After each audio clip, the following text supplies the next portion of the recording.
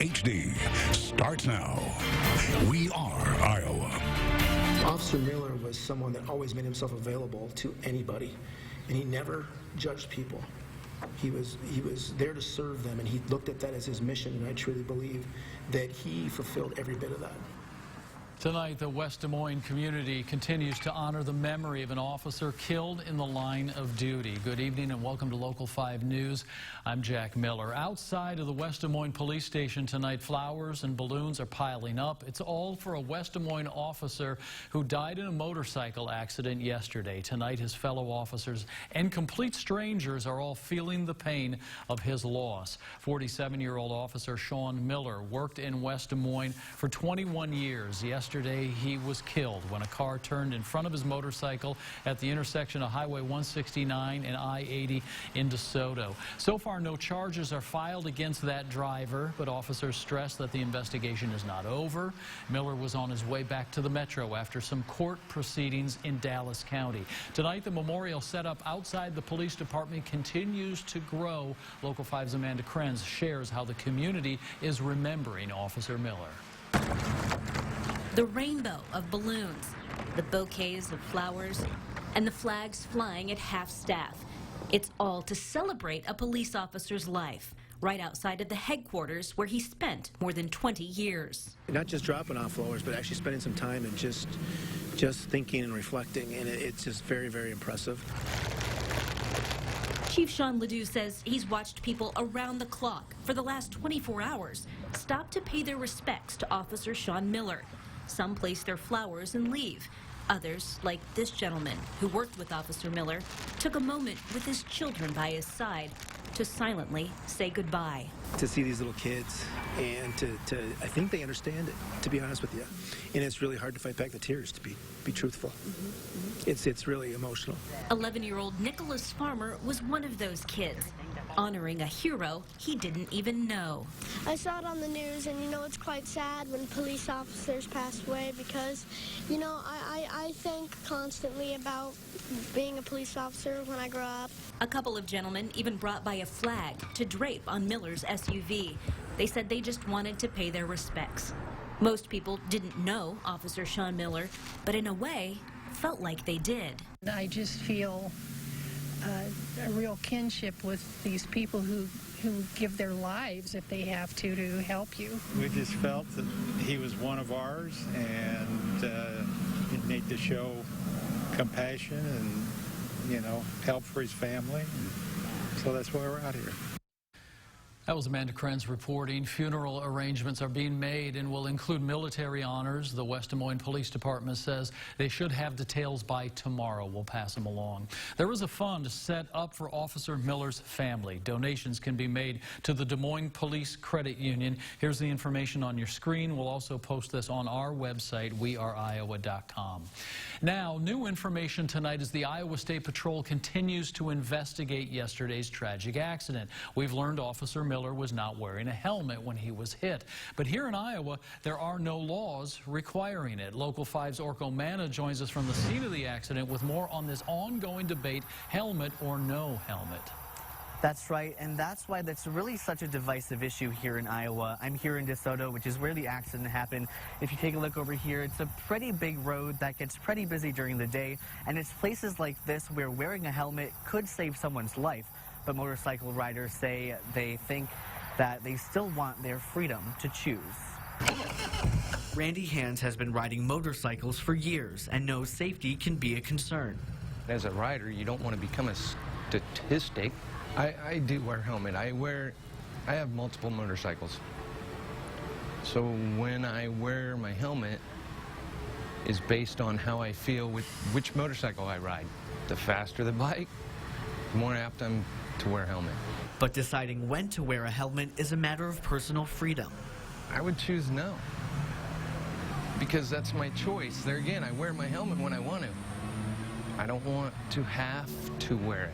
This year in Iowa, 28 people have died from motorcycle crashes, and 16 of them were not wearing helmets. Helmet laws vary throughout the country, with states like Missouri requiring all riders to wear helmets, and states like Minnesota only requiring younger riders to wear them. But Iowa is one of only 3 states that don't have any helmet laws at all. Having a helmet on helps people stay alive. And for years, state legislators have been pushing to change that. If they're harmed, if they're injured without that helmet on, then it can be a serious burden on themselves and everyone else around them. But motorcycle activists aren't convinced. It's just a Band-Aid. We just need to be able to stop the crashes and not make safer crashes.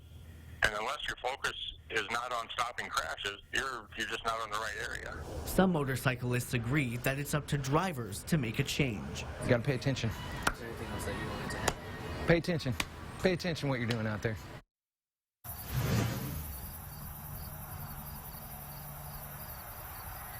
Now, the last time legislators tried to change the bill was back in 2014, and some I spoke with today say they're hoping to push for it in the coming legislative session. And we, of course, will be following that bill and all the other action up at the State House as soon as the session opens back up in 2017. For now, live in DeSoto, Orko Mena, Local 5 News, we are Iowa. Orko, thanks a lot for your reporting tonight. And not even 24 hours after Officer Miller's death, another motorcycle driver was taken to the hospital this afternoon. A man on a motorcycle was driving on Douglas Avenue when a car turned right in front of him.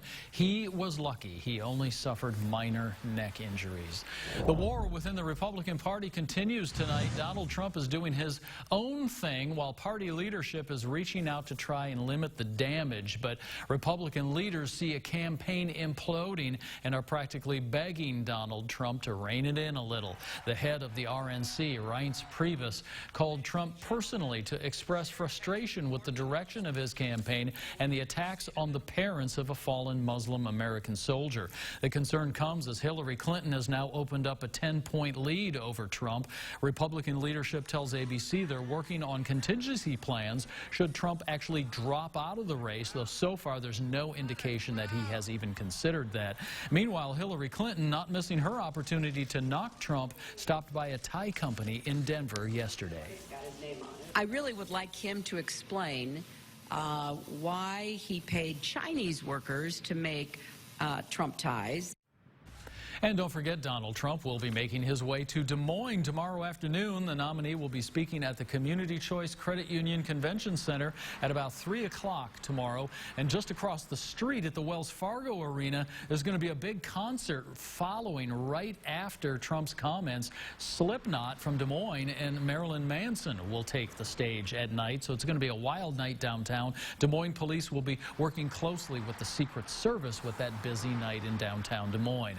Well, a wild chase now, and tonight the Iowa State Patrol needs your help to find a wanted man who escaped them. Take a look at this. You can see in this dash cam video, troopers were in pursuit of a man in his late teens or early 20s. That is him right there. He was driving a black 2002 Chrysler Sebring. The chase started just before 11 this morning. This happened near I-235 and Keogh Way. If you recognize that man or know where he is tonight, call the Iowa State Patrol. New details tonight about the body found in Clive yesterday afternoon. We now know that the woman is 54-year-old Sandra Bland. Earlier this week, she was reported missing. Bland was found yesterday near a home on Northwest 156th Street, very close to Hickman. She was lying near a fence and some large trees, and tonight police have confirmed that her death was a suicide.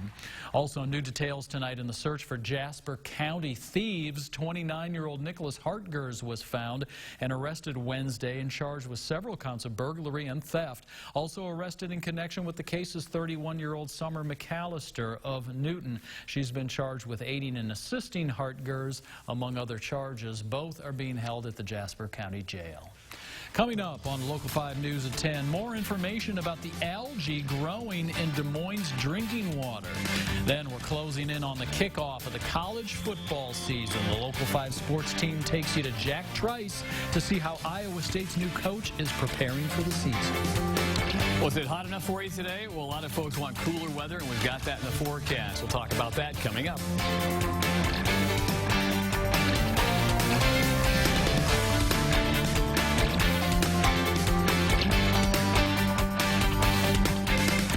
Friday, we take a trip to the theaters to see what's playing this weekend as Local 5 goes to the movies only on Good Morning Iowa. I'm going to see that movie, so I'll be able to tell you what it's going to be about, and I'll be able to tell you all about the weather tomorrow on Good Morning Iowa.